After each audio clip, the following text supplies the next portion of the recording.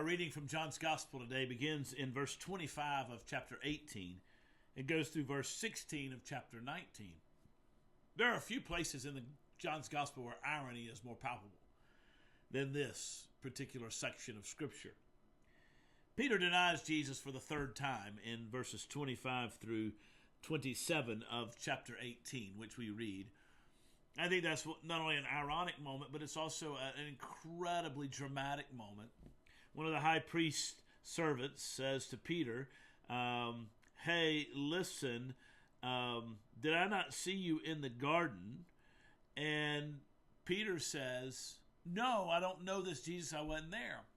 John gives us an interesting note, though. Verse 26, one of the servants of the high priest, a relative of the man whose ear Peter had cut off, asked him, did I not see you in the garden? Now, we don't know what kind of relation this guy was to the one that Peter had assaulted and cut his ear off, and Jesus put the ear back on, which is a miraculous point. But this man certainly knows who Peter is, right? I mean, he cut the ear off of his relative. He was probably standing there nearby.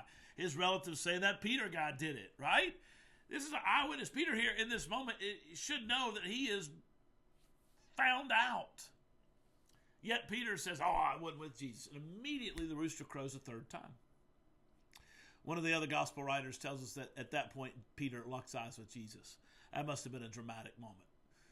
Everything that Jesus said about Peter has come to fruition. All of Peter's boldness has gone away. And he has said in his arrogance and his pride, oh, no, I'll never do that. And now he has. He's caught in the midst of all of that. Then Jesus goes before Pontius Pilate. He is questioned by Pilate. He says to Pilate, my kingdom is not of this world. After Pontius Pilate asks him, are you the king? And Jesus says, my kingdom is not of this world. If my kingdom were of this world, verse 36, my servants would have been fighting, that I might be delivered over to the Jews. But my kingdom is not of this world.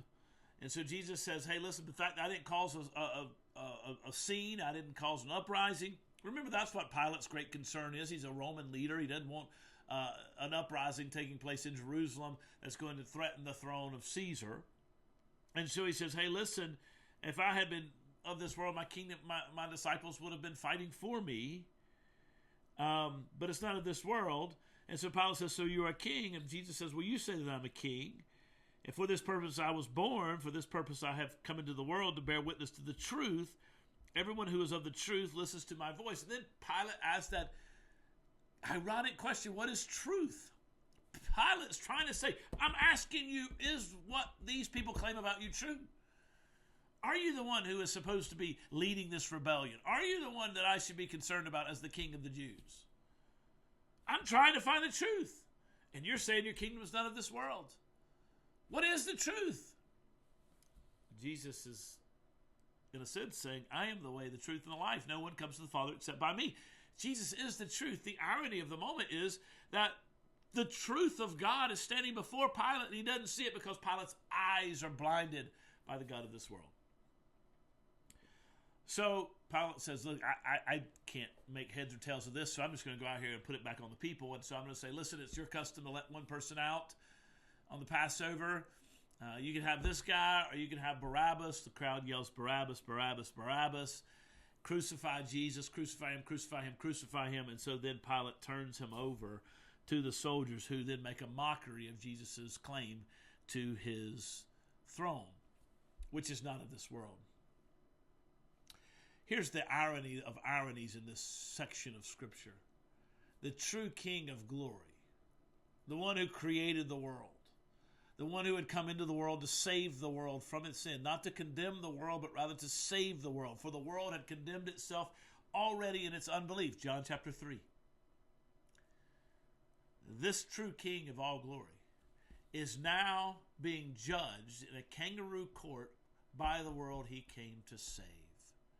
Dear brothers and sisters, when the world judges Christ and his church, we must be encouraged and take heart in the fact that this world does not have the authority to do that. Though it may claim it does, and though it may take care of us in this life, Ultimately, this world does not have the authority to judge Christ and his church. And fundamentally, we know that when Christ returns, he will execute judgment on the world. The irony of John's gospel in this particular moment is that the world thinks it can judge the truth and the king that came to save it. That's the irony, because we know the truth. The truth is that the King of glory will judge the world in righteousness and equity. And he will bring his kingdom onto this earth, and he will take with him his people, and they will reign forever with him. Be encouraged today to know that fundamentally you are in the arms of the King and in his kingdom, and therefore safe eternally from this world. See you next time.